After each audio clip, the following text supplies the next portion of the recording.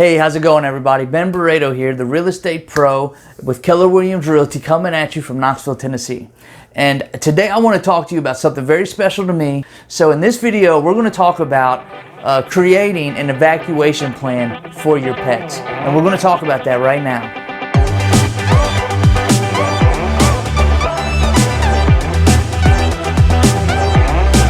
Hey everybody, Ben Barredo here, the real estate pro with Keller Williams Realty. And today I wanted to talk to you about creating an evacuation plan for your pets. Okay, so there are many of us, many people like me, we have dogs, we have cats. And you may have goldfish you love just as much as we love our furry friends.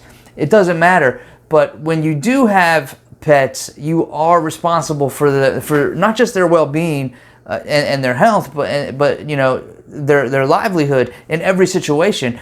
And with all the things going on in the world today, you still want to be prepared for every situation. And for many people, when you're making these plans, you're thinking about your wife or your spouse and your kids, but do you think about your pets as well?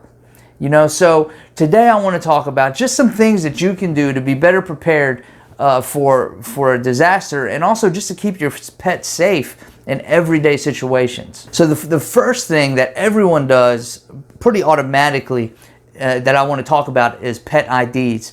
Now obviously when you get a pet, especially dogs and cats, you're going to put a collar on them. Now down here in Tennessee, many people don't do that. Many people let especially in the rural areas where they have some land, people let their dogs and their cats run around, and that's, you know, I'm not saying that's a bad thing. So you always want to make sure that you have an ID tag on your pet's collar and that they're wearing it at all times. But you want to make sure that those tags have at least, and I recommend at least, your cell phone number, because in today's age we always have our cell phone with us. Not many people have a landline, so this doesn't really count in many situations. If you're going to have a number on there, it's going to be your cell phone, right? But some people out there do have landline still. You want to make sure that you put your cell phone number. That should be the priority number on there, because then if something happens with your pet, you can be out looking for your pet, you can be out searching, or you could be at work and not know something happened, and you can get that phone call. As a bonus on the phone number, you might even want, if there's room, or if you want to put multiple tags on there, you can add some phone numbers for friends and family so that somebody can be contacted if your pet gets lost. So the first thing I want you to think about is, if it's not safe for you, it's not going to be safe for your pet. You should just assume that every time. So if you're in a situation and you feel it's unsafe and you got to get out of there, make sure you bring your pets with you. All right.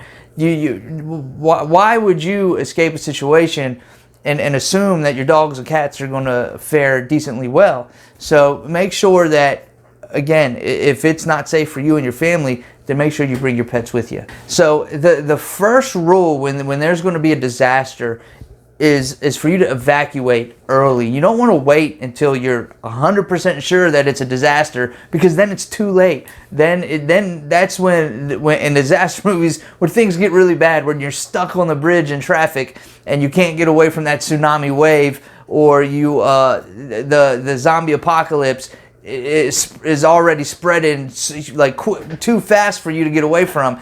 You want to get out of Dodge early, and then if you find out it's not a big deal, then you can just come home later on. But make sure you're ready to go early and you have those pets with you when you do so.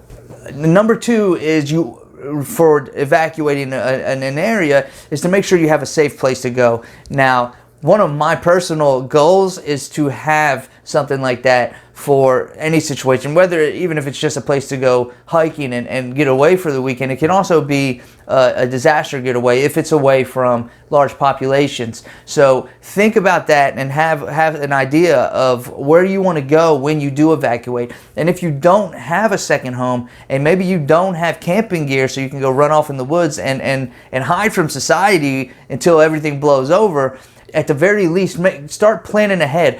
Call motels in an area where you want to evacuate to, and see if you can find a pet-friendly place that you can go to. And you want to look for places like that. Start planning now for where that getaway location is going to be, so you're not trying to figure that stuff out on the road. One less thing for you to think about, so you can focus on being safe and keeping your family together throughout the whole situation. If you have to, and it's a short notice and you don't have time, I mean, maybe something happens tonight and you don't have time to do that kind of research, call friends and family outside of your area, in the area where you want to go, and see if you can stay with them, or at least leave your pets with them while you go and stay at a hotel with your family. And if you don't know a lot of people, Facebook's a great thing. Social media is awesome. Start making some friends in other areas of the country so that you can have that plan. I'm sure that there's groups, and I haven't done this research myself, but I'm probably going to after this video. There's probably groups in Facebook where you can join and meet like-minded people that are ready to be prepared for any situation. I know this probably comes off wacky. I watch a lot of zombie movies. I'm really into The Walking Dead, and so I think about this kind of stuff. I was also a United States Marine, and it's kind of been drilled into me to be prepared for every situation, adapt and overcome, and all that stuff, all right? So you should always be in this mindset, so think about it and be ready for it. Now, another scenario could be maybe you're going on a trip, and while you're on a trip, a vacation, a business trip, whatever it may be, you find out something's going to go down in your hometown and your pets are at home. For me, I would have a pet sitter, and we usually have a backup plan in case something happens with the sitter. But if you're not that person, and maybe you have someone just stopping by, letting your dogs, feeding them and letting them out, or just checking on the cat every couple of days, because we know cats don't really need masters. Right